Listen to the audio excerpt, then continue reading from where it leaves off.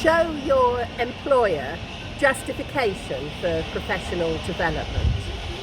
What I find is that sometimes people feel that they want to do an NLP practitioner course, and quite often it is a feeling, and maybe they don't have the words to justify the time or the budget to their employers. So here are some suggestions from me for things that you might want to say to your employers to justify the time and the money of the NLP practitioner course with Certified. First of all, I think this training will help you to engage with clients, peers and colleagues at a deeper level because of your increased rapport skills. Secondly, you'll find that you gain increased sensory acuity. And what that means is that you'll be noticing much more about yourself and much more about other people. The next thing is that you'll have a clear understanding through this course of first, second and third positions and when to take which of these positions. What I find is people tend to habituate to a particular position, to be often in first position, often in second position, often in third position, and maybe not realise that there is a choice of position that we can take in life, and some positions work better than others in particular situations. You'll obtain creative problem-solving options, many techniques, many of them to do with perspective. You'll develop an automatic outcome rather than problem focus, and you may claim to already have an outcome focus. Some people do, but somehow I doubt you have it as much as you think that you do. Because if you think of just any conversation between two people that's likely to happen in person or online, is it really about what those people want and what those people hope for in their lives, or is it about problems? Just answer that for yourself and you'll see. You'll also become more influential in a way that has integrity.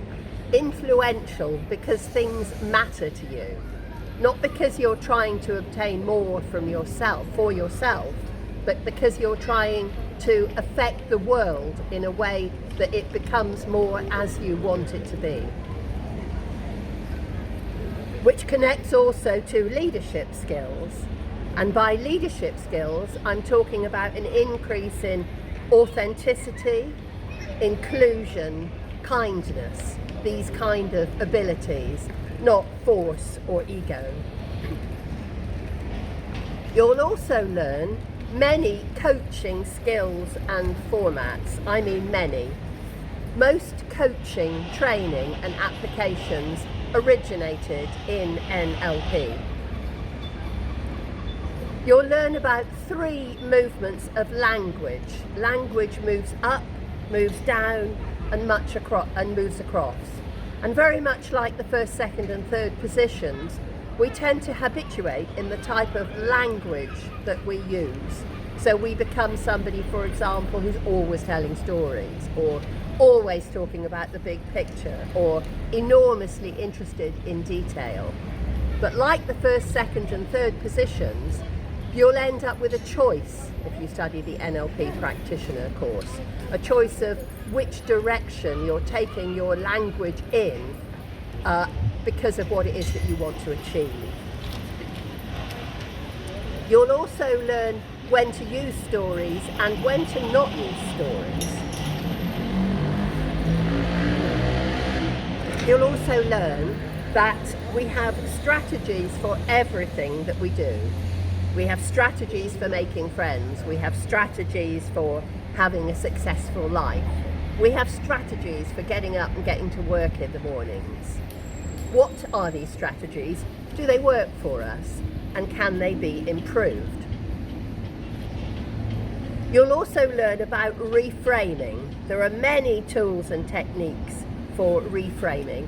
because it's often the frame that we're seeing something through which causes us a difficulty or a problem, or gives us an inability to sort something out.